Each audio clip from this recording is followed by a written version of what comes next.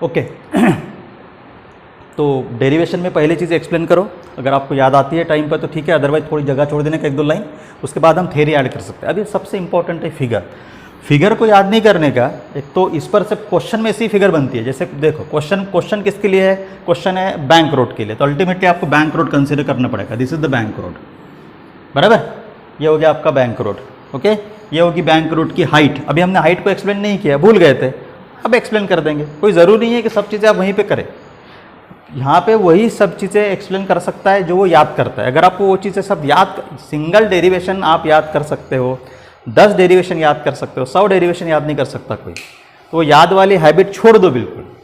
याद वाली habit 10th standard तक ठीक है, उसके बाद कोई काम की नहीं है, क्योंकि 10th स्टैंडर्ड तक डेरिवेशन तो होता ही नहीं है। कोई फिजिक्स में डेरिवेशन नहीं है आपको 10th में, समझ गए ना? ठीक है, कोई डेरिवेशन नहीं है। थ्योरम्स है, वो भी मैथ्स में है, वो भी ऐसे आंडू पांडू थ्योरम्स है सभी, ठीक है ना, बराबर। इसके बाद थीटा, थीटा क्या है, एंगल ऑफ बैंकिंग है।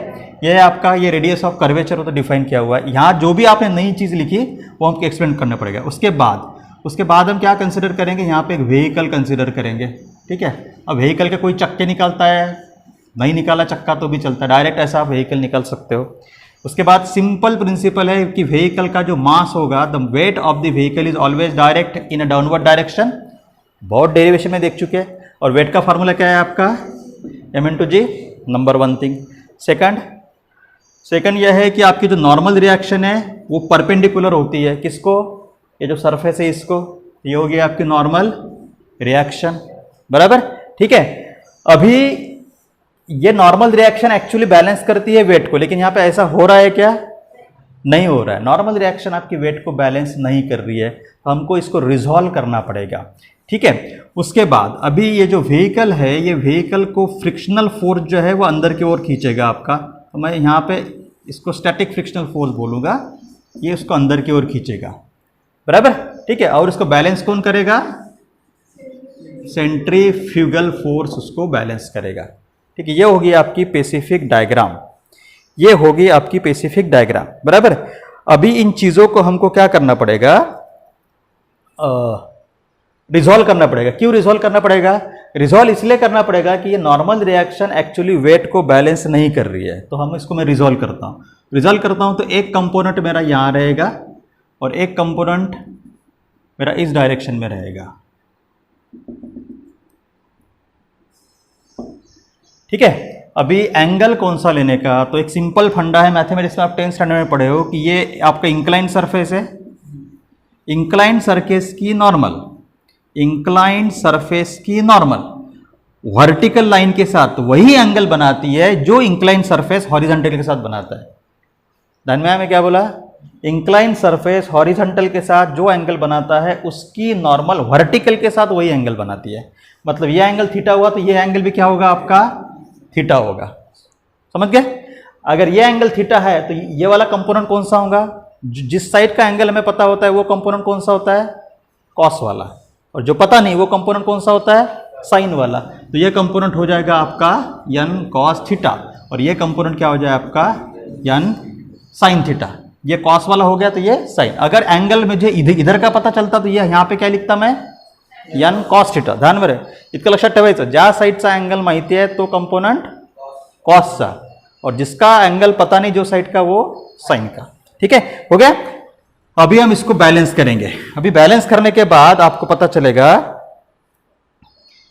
कि नाउ फ्रॉम फिगर, तो एक्सप्लेनेशन में आपको फिर से वही लिखना पड़ेगा। n मतलब क्या, n क्या है आपका, normal reaction to the surface. w मतलब क्या है, w है आपका वेट ऑफ व्हीकल बोलो या फिर ऑब्जेक्ट बोलो। ऑब्जेक्ट में व्हीकल प्लस व्हीकल पे बैठे जितने भी आदमी लोगों के सबका मिला के वो वेट हो गया। ये हम तो हमने डिफाइन कर चुका है, ठीक है। अभी देखो आप, इसमें आपको दिखेगा इन दिस केस तो n cos theta is get balanced by w and w is equal to mg, w is equal to mg। This is आप, ये हो गया आपका इक्वेशन नंबर 1, ठीक है। अभी जो सेकंड है आपका, 1 मिनट, ये जो है n sin theta, n sin theta force आपको अंदर की ओर खींच रहा है, तो अंदर की ओर खींचने वाले फोर्स को हम क्या बोलते हैं, सेंट्रीपिटल फोर्स। तो ये सेंट्रीपिटल फोर्स हो गया हमारा। अब इस सेंट्रीपिटल फोर्स को बैलेंस कौन करता है? Centrifugal force. तो सेंट्रीफ्यूगल फोर्स इसको बैलेंस करेगा। तो सेंट्रीफ्यूगल फोर्स का जो डायरेक्शन यहाँ पे डॉटेड डॉटेड बताना, तो ये आपका सेंट्रीफ्यूगल फोर्स हो गया। ओके, ठीक है। तो हम यहाँ पे लिख सकते हैं कि from the figure N sine theta, ठीक है, N sine theta is equal to centrifugal force. तो सेंट्रीफ्यूगल फोर्स का फॉर्मूला क्या है? हम डायरेक्ट लिख सकते हैं mv² अपॉन r। इसको दे दो आप इक्वेशन नंबर 2। अभी आगे की स्टोरी आपको आराम से लिखते आते। क्या निकालना है? एंगल ऑफ बैंकिंग, मतलब tan थीटा निकालना है। ठीक है, बराबर। tan थीटा के लिए क्या करना पड़ेगा मुझे? आई मस्ट डिवाइड, हाँ, sign theta upon cos theta करना पड़ेगा। आ गया आपका आंसर। यन साइन थीटा की वैल्यू कितनी है? mv² अपॉन r, बराबर। यन कॉस थीटा की वैल्यू कितनी है? mg। यन यन कैंसिल हो गया भाई, sign theta upon cos theta क्या हो गया आपका? tan theta. यम कैंसिल हो गया, v² अपॉन rg। तो एंगल ऑफ बैंकिंग थीटा, ये tan उधर जाके हो जाएगा tan inverse v² upon rg। ये हो गया आपका एंगल ऑफ बैंकिंग का एक्सप्रेशन। एक बार पढ़ लो आप।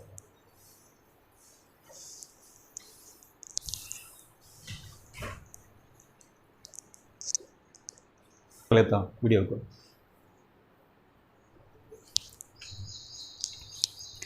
सो नाउ अगर आपको क्वेश्चन इस तरीके से पूछा है कि derive an expression for the maximum safety speed, तो मैक्सिमम सेफ्टी स्पीड के लिए आपको क्या करना पड़ेगा? ये स्टेप नहीं करने की।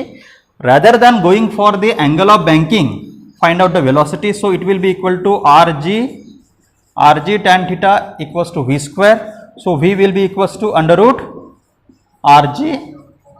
rg tan theta. ठीक है, समझ गए? तो ये हो गया आपका मैक्सिमम सेफ्टी वेलोसिटी।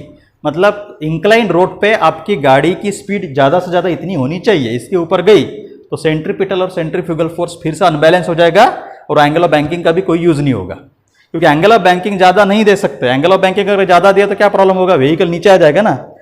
ठीक है, तो maximum angle of banking 1 degree 2 degree 3 degree इतना ही होता है, उससे कम बोल रहा हूं मैं, ज्यादा नहीं होता है। इसमें ज्यादा एक्सपेरिमेंट उस पर कर नहीं सकते। ये होगी आपकी maximum safety speed, maximum safety speed. तो एक ही डेरिवेशन में आपके 2 क्वेश्चंस कवर होते हैं। मैक्सिमम सेफ्टी स्पीड का भी वही डेरिवेशन है और एंगल ऑफ बैंकिंग का भी सेम डेरिवेशन। तो एक साथ तो दोनों नहीं पूछते कभी। ठीक है, असाइनमेंट जब आपको दूंगा या फिर आपको जैसे मैं डालूंगा स्नैपशॉट, उसमें भी आपको दिखेगा कि एक साथ 2 क्वेश्चंस नहीं पूछते। ठीक है, चलो एक बार पढ़ लो इसको आखिरी में। तो या चलो now we will move to the next derivation and very important part of a circular motion in a horizontal plane. ठीक है, अभी तक हमने जो भी मोशन हमने देखा था that is the motion in a horizontal plane. अभी जो मोशन हम स्टार्ट करेंगे वो टॉपिक है सिंपल पेंडुलम। तो सबसे पहले हम पेंडुलम की स्टडी करते हैं। ये जनरल नॉलेज आपका कि पेंडुलम के बेसिकली आपकी 3 टाइप्स आपको आपकी सिलेबस में तो एक ही है। सबसे पहला जिसे बोला जाता है, वेरी फर्स्ट वन, जिसे आप बोलते हो सिंपल पेंडुलम। ठीक है, दूसरा पेंडुलम होता है आपका स्पेरिकल पेंडुलम। दूसरा पेंडुलम होता है आपका, ये आपके सिलेबस में नहीं है, आपके सिलेबस में सिर्फ यही है। दूसरा है स्पेरिकल पेंडुलम और तीसरा है आपका कंपाउंड पेंडुलम। ठीक है ना। सिंपल पेंडुलम मतलब, सिंपल पेंडुलम का वेरी सिंपल डायग्राम है। एक रिजिड सपोर्ट है, एक रिजिड सपोर्ट से कोई एक स्ट्रिंग है आपका, इलास्टिक स्ट्रिंग, और उस पर यहाँ पे एक मास टाइड होता है, इसको हम बोलते हैं बॉब। और यह है आपका स्ट्रिंग और यह है आपका सॉलिड सपोर्ट। ठीक है ना। जैसे फॉर एग्जांपल अभी स्लैब है, आपको कोई भी स्लैब की एक हुक है, हुक से एक धागा बांध दो यहाँ पे और उस पर कोई ऐसा है 10 ग्राम 20 ग्राम का कोई पत्थर बोलो या फिर कोई भी आयरन ब्लॉक बोलो, उसको अटैच कर दो तो इसका मोशन ऐसा शुरू हो जाएगा। तो ये हो गया आपका सिंपल पेंडुलम। ठीक है। स्पेरिकल पेंडुलम में क्या होता है, स्पेरिकल पेंडुलम में डायग्राम वैसी आती है, लेकिन स्पेरिकल पेंडुलम में ये जो पेंडुलम है इसका मोशन एक प्लेन में नहीं रहता। जैसे फॉर एग्जांपल ये आपका सिंपल पेंडुलम हो गया, इसका मोशन एक प्लेन में है, एक ही प्लेन है ना आपका ये। ठीक है। इसी पेंडुलम को आपने भगवान के आपका मंदिर में देखा होगा, घंटी होती है, वो घंटी एक ही प्लेन में घूमती क्या, ऐसी नहीं, इस तरीके से भी घूम सकती है, तो वो है स्पेरिकल पेंडुलम। समझ में आया दोनों का difference. Simple pendulum is restricted to move in a single plane, but spherical pendulum can perform the motion on the circumference of the sphere. ऐसा एज्यूम करके चलो कि यहाँ पे कोई स्फीयर है, स्फीयर के गोल ऐसा वो आप पेंडुलम का मोशन हो सकता है। That is the example of spherical pendulum. ये आपके सिलेबस में नहीं है, आप जब बीएससी या फिर इंजीनियरिंग करोगे।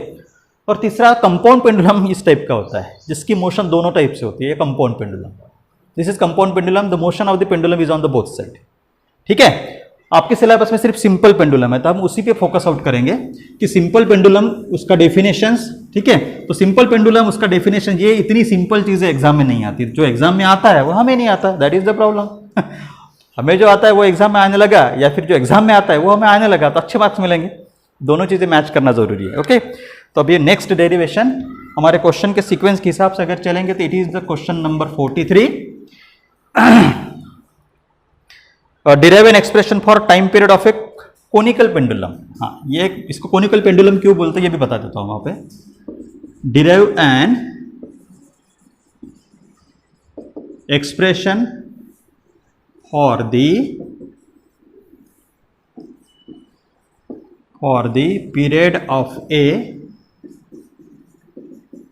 Conical pendulum, for the period of A conical pendulum. ठीक है, चलो सबसे पहले कोनिकल पेंडुलम, तो हमें क्या करना पड़ेगा, पेंडुलम डिफाइन करना पड़ेगा।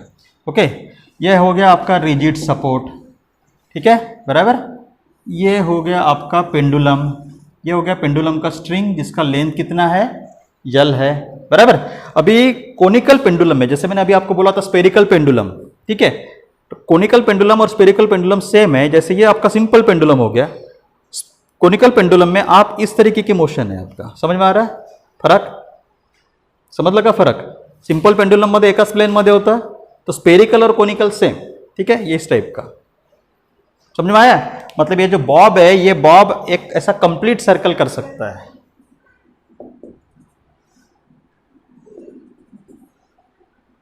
समझ गए, मतलब ये मोशन आपका ऐसे नहीं होगा, ऐसे गोल गोल गोल गोल होगा मोशन, समझ में आया ना। ये तो बॉब का मोशन है वो हॉरिजॉन्टल प्लेन में होगा। ये कौन सा मोशन हो रहा है, ये वर्टिकल प्लेन में। अरे फरक कळून राहिला का दोघांमधला? हा वर्टिकल प्लेन मध्ये नाही है, मोशन कशी है, हॉरिजॉन्टल प्लेन। ये बॉब है, ऐसा सर्कल कंप्लीट कर रहा है। ठीक है, तो ये इसका सपोज ये एक्सट्रीम पॉइंट यहां पे रहेगा। ठीक है, बराबर। ये होगा आपका सपोज एंगल ऑफ स्विंग। ठीक है, बराबर। ये हो गया आपका सपोज सेंटर। ठीक है, बराबर। इस पॉइंट को मैं नाम दे देता हूं ए पॉइंट। ओके, हाँ, अभी ध्यान दो इधर। अभी just imagine the position here कि आपका जो पेंडुलम का बॉब है वो यहाँ पे है। तो अल्टीमेटली जितने भी फंडे अभी तक हमने लगाए बस वही फंडा लगाओ। वेट ऑफ द पेंडुलम, ये जो रहेगा weight of the pendulum will act around the downward direction. Weight downward direction में एक्ट होगा, तो ये होगा वेट आपका डब्लू। उसका फॉर्मूला क्या रहता है, एम इंटू जी। आपको एक चीज ध्यान में आ रही होगी कि देखो दोनों डेरिवेशन कैसे कनेक्टेड है, बहुत सिमिलर थिंग्स आ रही है, बराबर। अभी क्या हो रहा है, अब ये धागा है, ठीक है, बराबर। ये पेंडुलम यहाँ पे लगा हुआ है, ये पेंडुलम है ऐसा सपोज, ये पेंडुलम का बॉब है। बॉब समझ रहे हो ना, बॉब मतलब हेवी बॉडी। इसके वजह से ये जो धागा है इसमें टाइटनेस क्रिएट होगा, जिसको हम टेक्निकल लैंग्वेज में क्या बोलते हैं, टेंशन। तो धागा ऐसा खींचा जाएगा ना, तो टेंशन क्रिएट होगा। ठीक है, ये होगी आपके टेंशन की डायरेक्शन, ये होगी आपकी टेंशन की डायरेक्शन, बराबर। अभी देखो मैं इसका छोटा डायग्राम बना लेता हूं। ये वो पॉइंट है, ये पॉइंट को मैं नाम देता हूं suppose B. At the B point your weight is acting downward, बराबर। ये टेंशन अलोंग द स्ट्रिंग हो गया आपको टी। ओके, तो ये टेंशन वेट को बैलेंस कर रहा है क्या, नहीं बैलेंस कर रहा है, वेरी गुड। तो हमको क्या करना पड़ेगा फिर, अभी किया था हमने, इंक्लाइन फोर्स है, इंक्लाइन रहा तो फिर हम क्या करते हैं, रिजॉल्व करते हैं, उसको बोलते हैं, उस प्रोसेस को क्या बोलते हैं हम, रिजॉल्व। ये देखो फोर्स, कोई भी फोर्स अगर हॉरिजॉन्टल है तो वर्टिकल है, तो ये स्टैंडर्ड हो गया। अगर कोई भी फोर्स आपका इंक्लाइंड है, तो आपको क्या बनाना पड़ेगा, उसको स्टैंडर्ड में कन्वर्ट करना पड़ेगा। स्टैंडर्ड में कन्वर्ट करने का मतलब क्या होता है कि उसको हॉरिजॉन्टल में कन्वर्ट करो या फिर वर्टिकल में कन्वर्ट करो। थोड़ा फैन लगा बड़ा यहाँ का, ठीक है, हॉरिजॉन्टल में कन्वर्ट करो या फिर वर्टिकल में कन्वर्ट करो, फर्स्ट बटन। हाँ, ठीक है। तो अभी हम इसको रिजॉल्व करेंगे। देखो ये रिजॉल्व कर दिया हमने और ये रिजॉल्व कर दिया, ठीक है। अभी हमें एंगल करना पड़ेगा पता, ये एंगल थीटा है, ये एंगल थीटा है तो ये भी एंगल थीटा होगा, क्योंकि ये दो लाइन पैरेलल हो जाएगी। समझ लगा? अरे बाबा ये लाइन और ये लाइन पैरेलल हो जाएंगी ना। अरे ये एंगल थीटा है तो ये एंगल भी थीटा हो जाएगा ना आपका। ये दो लाइन पैरेलल हो जाएगी कि नहीं? ये लाइन और ये लाइन मतलब ये वाली। समझ लो कि नहीं? अरे यार हे टेन्शन आहे की नाही? या टेन्शनला आपण रिझॉल्व केलं ना, हा कंपोनंट आणि हा कंपोनंट, बरोबर? हा टेन्शन टीला आपण रिझॉल्व केलं दोन पार्टमध्ये, तो ये दो लाइन आपकी पैरेलल होगी, तो ये एंगल पैरेलल लाइन, तो ये एंगल कौन से हो गए? Alternate angle. तो ये एंगल थीटा है तो ये भी एंगल क्या हो जाएगा आपका? थीटा। ठीक है, इसको जूम करो तो ऐसा दिखेगा यहाँ पे। ओके ठीक है, हाँ। तो अभी ये एंगल थीटा है तो ये कंपोनेंट कौन सा हो जाएगा आपका? टी कॉस थीटा, और ये कंपोनेंट कौन सा हो जाएगा आपका? T sine theta. समझ में आ गया? अभी फ्रॉम द फिगर देखो, अभी हमको यहाँ से क्या क्या मिल सकता है। Now from the figure from the figure weight को कौन बैलेंस कर रहा है? वेट को बैलेंस कर रहा है टी कॉस थीटा।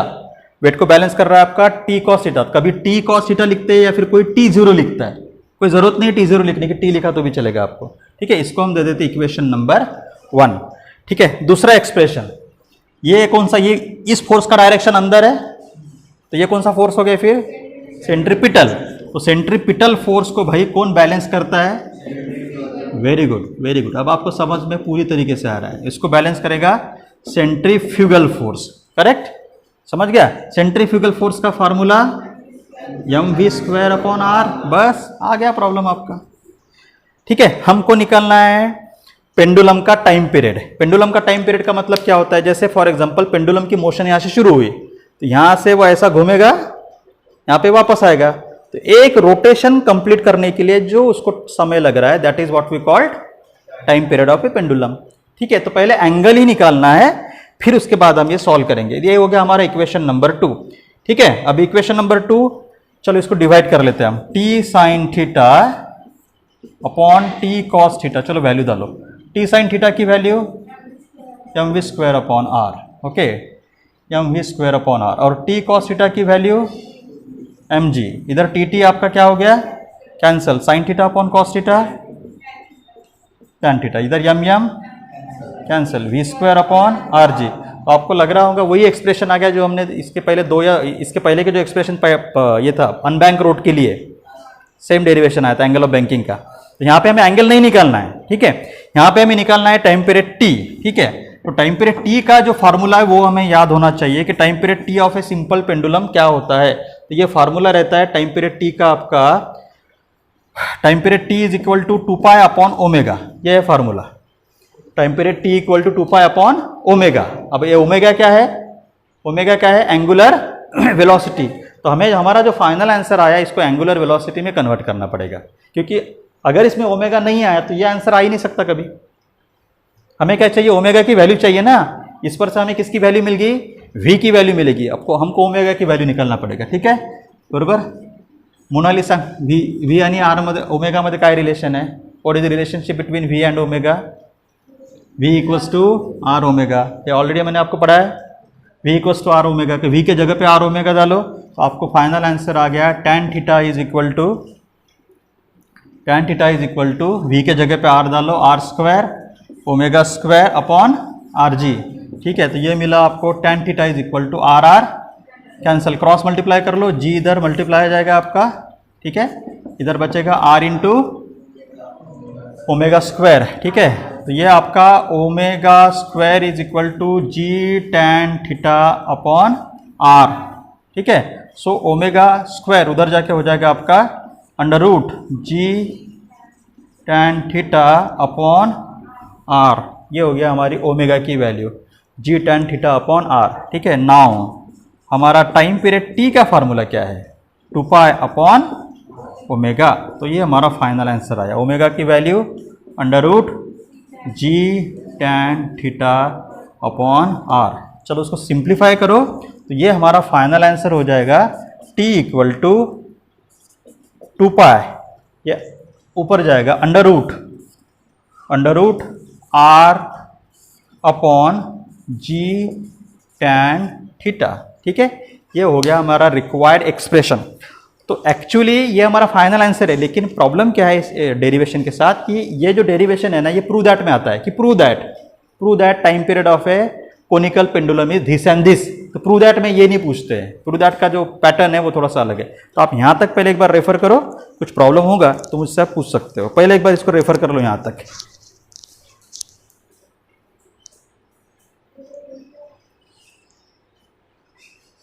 ओके, अभी ये क्वेश्चन को जो पूछा जाता है ना, तो उसका फाइनल आंसर अगर आपको सिंपल अगर ये क्वेश्चन आए कि derive an expression, prove that वाला क्वेश्चन नहीं, तो बस ये आपका फाइनल आंसर है, इसको आगे सॉल्व करने की जरूरत नहीं है। लेकिन अगर आपको क्वेश्चन में बोला गया है कि prove that the time period of A conical pendulum is like and like that, तो फिर आपको एक स्टेप और करना पड़ेगा। तो उसको कॉस में पूछा जाता है, कॉस के टर्म में, ठीक है। तो कॉस के टर्म में हम इसको कन्वर्ट कर लेते हैं।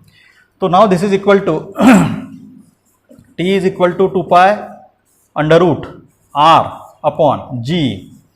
टेन थीटा की वैल्यू क्या है आपकी, sine theta upon cos theta, ठीक है। तो ये हो जाएगा आपका t 2 पाई अंडर रूट, ये कॉस थीटा ऊपर जाएगा r cos theta upon g sine theta, ठीक है, बराबर। तो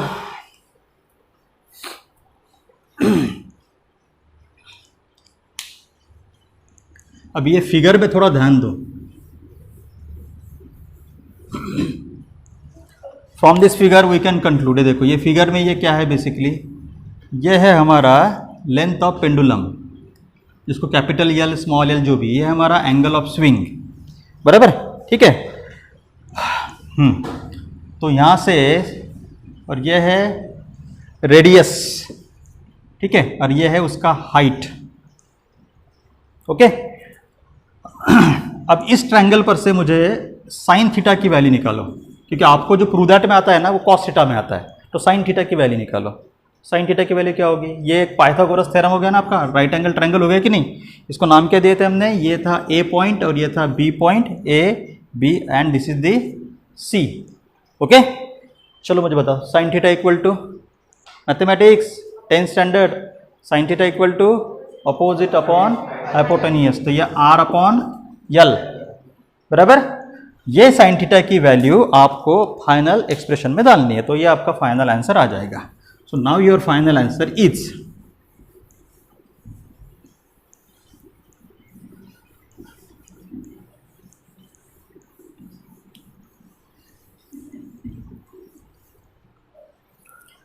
नाउ योर फाइनल आंसर। देखो चलो फाइनल आंसर क्या आएगा आपका, ये वैल्यू आपके वहाँ पे लास्ट स्टेप में पुट करो, you will get here t equal to 2 pi under root r cos theta, ठीक है, g साइन थीटा की वैल्यू r अपॉन यल, ठीक है, r कैंसल, यल ऊपर जाएगा आपका, so it will be equal to t equal to 2 pi under root L cos theta upon g, hence proved. तो आपको प्रूव दैट में ये इस पैटर्न में आंसर आपका, मतलब इस पैटर्न में आपको पूछा जाता है, समझे। और अगर प्रूव दैट में नहीं पूछा तो ये आपका फाइनल आंसर, समझ गए। तो ये सिर्फ क्वेश्चन पर डिपेंड करता है कि आपको कितना लंबा सॉल्व करना, अदरवाइज ये आपका फाइनल आंसर आ गया यहाँ पे। This is the required expression for time period of a simple pendulum, got it.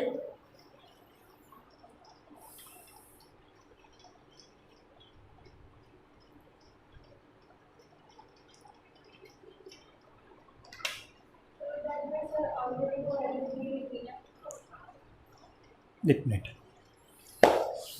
ठीक है। तो आपको वीडियो कैसा लगा, लाइक करो, कमेंट करो और शेयर करना मत भूलो। और अभी आप चैनल पे नए होंगे तो प्लीज़ सब्सक्राइब करो। तब तक के लिए जय हिंद।